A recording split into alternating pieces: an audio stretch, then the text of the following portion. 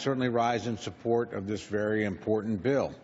I want to offer and echo the praise that's been offered on this floor by members of both parties for our chairman, who's bringing his last full appropriations bill to the floor as the full committee chairman, and just tell him what a pleasure it's been to work under his leadership and to learn, frankly, at his knee, and usually with a pretty good cigar at the same time. So I've enjoyed that, and I think he's done a great job. I also want to congratulate my friend, the ranking member.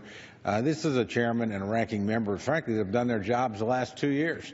All 12 bills were reported out of the Appropriations Committee, both years, and all 12 should have been on this floor and dealt with, and I regret that they were not. There are a lot of good things in this continuing resolution.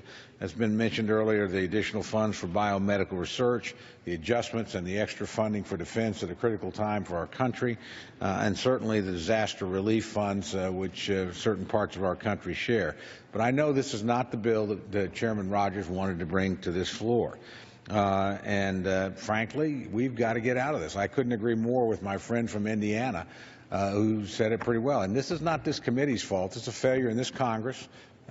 This is the responsibility of this Congress and this administration to write the bill for next year. This is a failure to meet that responsibility. It's a necessary step. I certainly will support it, but we've simply got to get back to the point of regular order.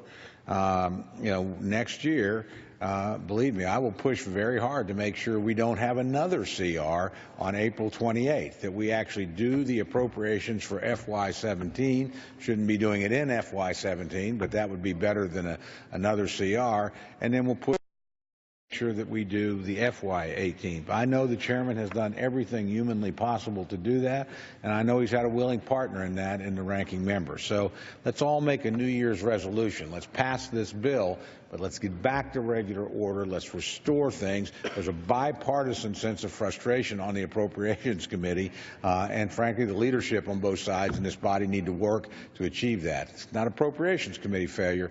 This is the failure of Congress, the House of Representatives, and the Senate to do its job. That should not happen again. With that, I urge support for the measure and yield back the balance of my time.